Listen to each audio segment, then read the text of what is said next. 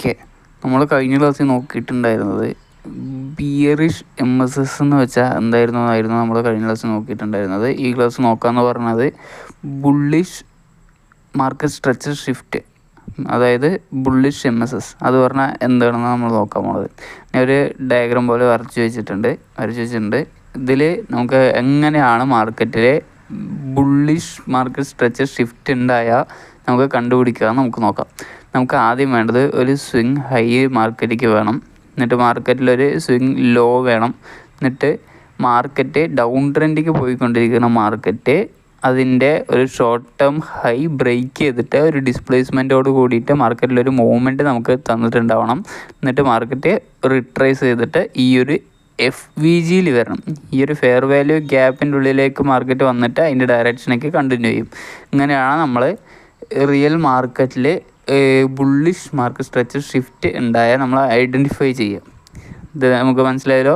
ഒരു swing high വേണം, ഒരു സ്വിങ് ലോ വേണം. സ്വിങ് ലോ ഒരു ഡിസ്പ്ലേസ്മെൻറ്റോട് കൂടി മേലേക്ക് വേണം. എങ്ങനെ മേലേക്ക് വേണം? ഈ സ്വിങ് ഹൈ ബ്രേക്ക് ചെയ്തിട്ട് ഡിസ്പ്ലേസ്മെൻറ്റോട് കൂടി മേലേക്ക് വേണം. എന്നിട്ട് ഒരു FVGൻ്റെ ഉള്ളിലേക്ക് മാർക്കറ്റ് റിട്രേസ് ചെയ്തിട്ട് മാർക്കറ്റ് അതിൻ്റെ ഡയറക്ഷനേക്ക് കണ്ടിന്യൂ ചെയ്യും.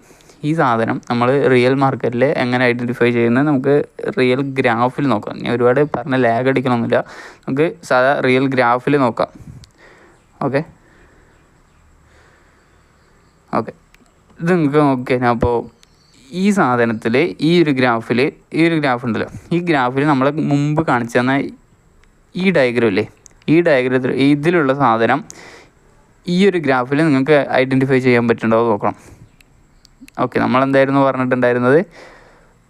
ഒരു സ്വിങ് ഹൈ വേണം, ഒരു സ്വിങ് ലോ വേണം, ഡൗൺ ട്രെൻഡിലേക്ക് പോയിക്കൊണ്ടിരിക്കണം മാർക്കറ്റ് അതിൻ്റെ ഷോർട്ട് ടേം ഹൈ ബ്രേക്ക് ചെയ്തിട്ട് ഒരു ഡിസ്പ്ലേസ്മെൻറ്റോട് കൂടി അപ്പിക്ക് വേണം. അപ്പിക്ക് വെറുതെ പോയാൽ മാത്രം പോരാ, അവിടെ ഒരു FVGയോട് കൂടി അപ്പിക്ക് വേണം. ഫെയർ വാല്യൂ ഗ്യാപ്പ് എന്താണെന്ന് അറിയില്ലെങ്കിൽ നമ്മുടെ മുമ്പത്തെ വീഡിയോയിൽ നമ്മൾ ഫെയർ വാല്യൂ ഗ്യാപ്പിനെ കുറിച്ചിട്ടുള്ള എക്സ്പ്ലനേഷൻ വീഡിയോ നമ്മൾ ഇട്ടിട്ടുണ്ടായിരുന്നു. അത് വെച്ചിട്ട് കണ്ടാൽ മനസ്സിലാവും. ഈ ഫെയർ വാല്യൂ ഗ്യാപ്പിൻ്റെ ഉള്ളിലേക്ക് മാർക്കറ്റ് റിട്രേസ് ചെയ്തു, മാർക്കറ്റിൻ്റെ ഡയറക്ഷനേക്ക് കണ്ടിന്യൂ ചെയ്തു. ഓക്കെ, ഇതിപ്പോൾ നമുക്ക് കറക്റ്റായിട്ട് നോക്കാം. ഇതിലിപ്പോൾ നിങ്ങൾക്ക് വേണ്ടത് ഒരു ഷോർട്ട് ടേം ഹൈ ബ്രേക്ക് ചെയ്യുന്നതാണ്, മനസ്സിലായോ?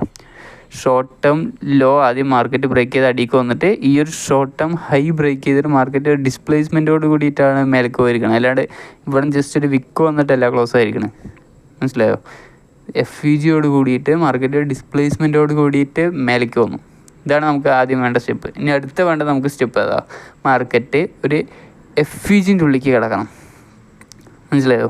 മാർക്കറ്റ് ഒരു ഷോർട്ട് ടേം ഹൈ ബ്രേക്ക് ചെയ്തിട്ട് മാർക്കറ്റ് FVGൻ്റെ ഉള്ളിലേക്ക് കടന്നു, എന്നിട്ട് മാർക്കറ്റിൻ്റെ ഡയറക്ഷനേക്ക് കണ്ടിന്യൂ ചെയ്തു.